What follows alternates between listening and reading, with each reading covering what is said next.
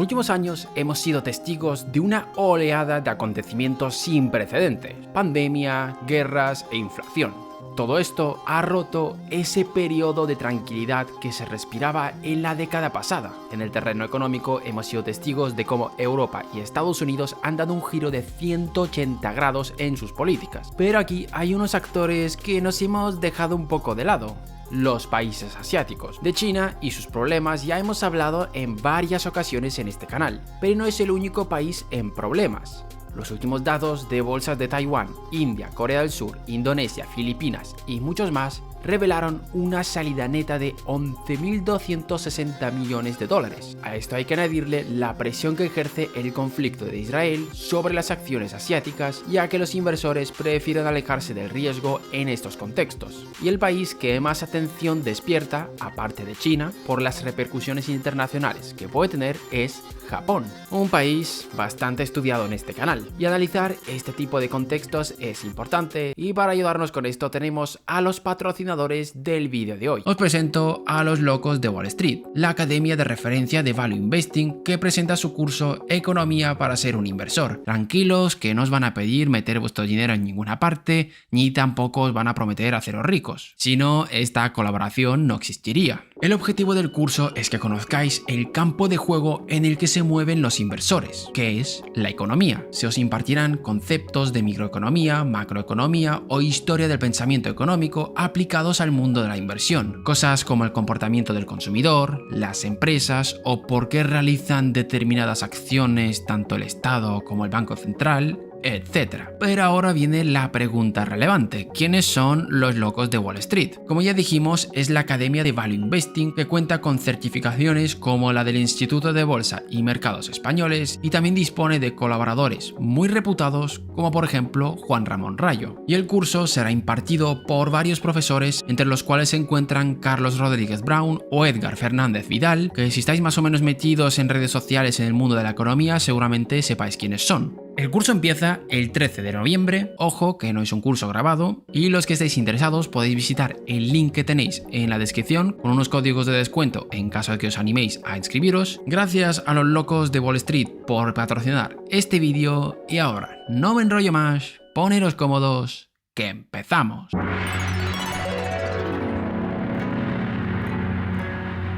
El caso japonés es de lo más curioso y ya hemos comentado en varias ocasiones las peculiaridades de su economía. Tenéis una lista de reproducción en la descripción acerca de la economía japonesa. El yen ha estado sufriendo una caída en su valor durante el último año y medio, mientras que los rendimientos del bono japonés a 10 años han estado subiendo y rozando el 1%. Aquí una explicación para neófitos: cuando sube el rendimiento de un bono significa que los inversores perciben más riesgo en él, haciendo que el emisor, en este caso el gobierno, tenga que desembolsar una mayor cantidad de dinero por él, ya que tendrá que pagar más tipo de interés. Sumando a esto tenemos la inflación, que Japón en estos últimos años ha ido a contracorriente, donde en la década pasada intentó tener una inflación más elevada y ahora mismo el Banco Central japonés está en una encrucijada. A día de hoy la elevada deuda de Japón se mantiene porque la inflación es baja, pero si el Banco Central japonés decide subir los tipos de interés, hace que la deuda sea más cara, obligando a estos a emitir más dinero para pagar esa deuda. Y esto tiene un límite: cuando los japoneses empiezan a ver que sus yenes valen menos, empezarán a deshacerse de esos yenes para comprar otras divisas, dólares sobre todo, provocando una espiral inflacionista dentro de la economía japonesa. Ojo, que para que pase esto aún queda. Y si queréis más información, tenéis la lista de reproducción que os he mencionado antes en la descripción. Vale.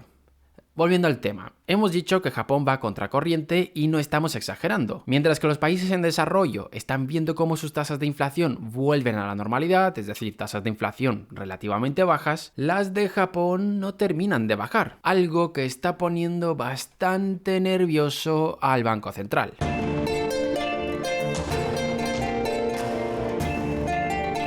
Mientras el yen sigue perdiendo valor, las compras que hacen los japoneses en el exterior se hacen más caras, generando más presión sobre los precios. Un yen débil también incentiva el turismo. Los hoteles japoneses están llenos y los lugares turísticos desbordados. Y esto, que debería ser positivo, está generando preocupación, ya que el incremento desmedido de la demanda también genera presiones sobre los precios. Y muchos son los que están criticando la pasividad que está manteniendo el Banco Central japonés frente a esta situación, ya que parece que esto no va con ellos. No están realizando cambios significativos en sus políticas y el gobernador tampoco ha dicho nada fuera del otro mundo. Ya sabéis que es muy importante lo que diga el presidente de un banco central, es por eso que no suelen hablar mucho en público. Lo poco relevante que se dijo tiene que ver, atentos al nombre, con la curva de rendimientos. Y sí, ahora me he metido en el marrón de tener que explicar lo que es una curva de rendimientos. Lo primero que hay que entender es el funcionamiento de un bono. El bono es un instrumento de deuda que se utiliza para conseguir financiación. Es decir, una persona o una entidad, por ejemplo el gobierno,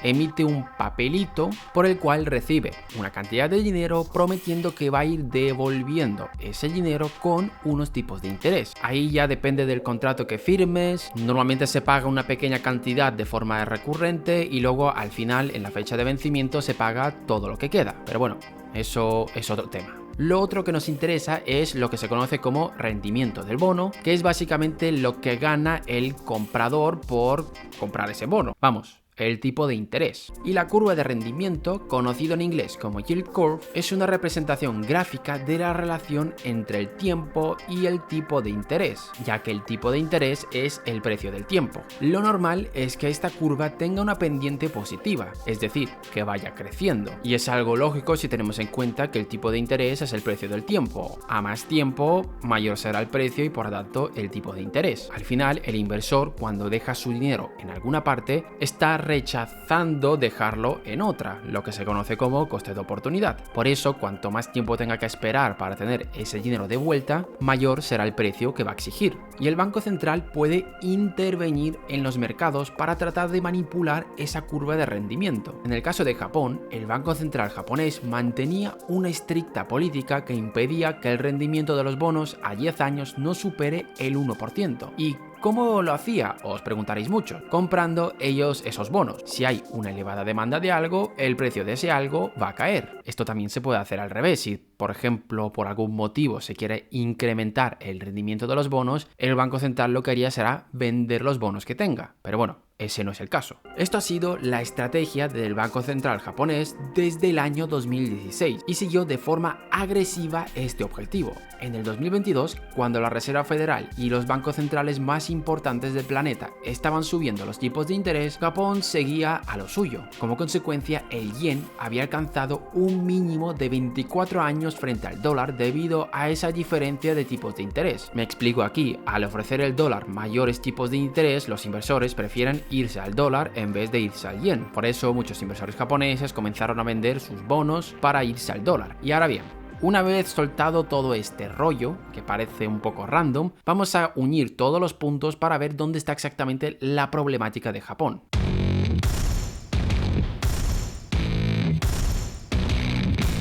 El mayor objetivo del Banco Central japonés ha sido el de mantener una inflación estable de un 2%, cosa que lleva años sin cumplir debido al estancamiento que sufre la economía nipona. Por eso se trató de estimular por todas las vías posibles la economía japonesa, sin demasiado éxito, y de mientras, para evitar que los precios de los bonos se vayan de madre, se intentó controlar la curva de rendimiento. Y si habéis visto nuestros otros vídeos hablando del caso japonés, sabréis que todo esto se mantiene porque la inflación se ha mantenido baja, y que si llegaba ese día donde por cualquier cosa la inflación se dispara, esto empezaría a tambalearse. Pues bien, ese día ha llegado. Debido a los problemas internacionales, la inflación ha empezado a subir y poner en alerta al Banco Central. Y si esto sigue así durante mucho tiempo, va a tener que elegir entre dos opciones: o mantengo la inflación o mantengo la curva de rendimiento. Y ahora bien, ¿esto tiene alguna importancia a nivel internacional? Pues sí la tiene. Las bajas tasas de interés mantenidas por Japón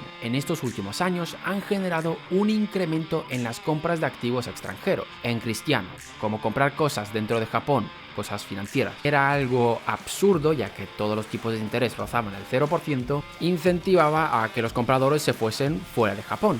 No necesariamente físicamente que se fueran de Japón, sino que comprasen activos extranjeros. Y esta brecha existente entre Japón y el resto del mundo es un peligro tanto para los propios japoneses como para otros países que se han aprovechado de esta costumbre japonesa. El mercado japonés no es precisamente pequeño y las empresas más grandes de Japón realizaron grandes inversiones en el extranjero y lo hacían siguiendo la siguiente estrategia. Se endeudaban en Japón a tipos de interés muy bajos e invertían en el extranjero donde los tipos de interés eran más elevados. Y esa diferencia entre los tipos de interés eran los beneficios que obtenían. Que por si no lo sabíais, esto tiene un nombre, se llama carry trade o bicicleta financiera. Sin embargo, si ahora el Banco Central japonés decide abandonar su estrategia de vigilar la curva de rendimientos, este truco puede dejar de funcionar, ya que esa diferencia no será tan grande, poniendo en aprietos a las empresas japonesas. Y no es solo un problema por las empresas, es que esto también es la principal forma que tenían los japoneses hasta el día de hoy de obtener divisas extranjeras, principalmente dólares. Y si de pronto se revierte esta situación, Japón pasaría de ser un acreedor neto, es decir, alguien que presta más de lo que pide prestado, a ser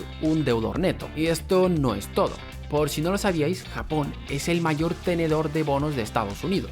Esto es debido al bajo rendimiento de los bonos japoneses. Y si de repente los bonos japoneses empiezan a ofrecer determinada rentabilidad, puede fomentar que los inversores japoneses vuelvan a casa. Ya sabéis que los japoneses suelen tener más cariño a lo nacional que a lo extranjero. Los bonos japoneses a 40 años ya ofrecen rendimientos de un 2,1%, suficiente para que el capital de los inversores no pierda valor, teniendo en cuenta que la inflación objetivo es de un 2%.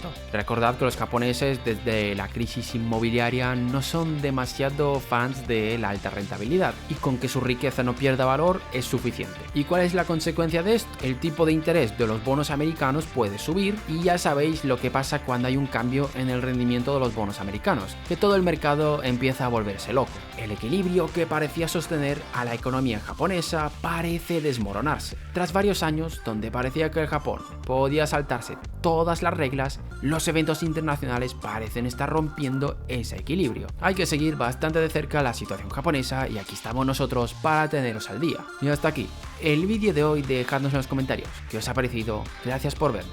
Un día más y nos vemos en el próximo vídeo.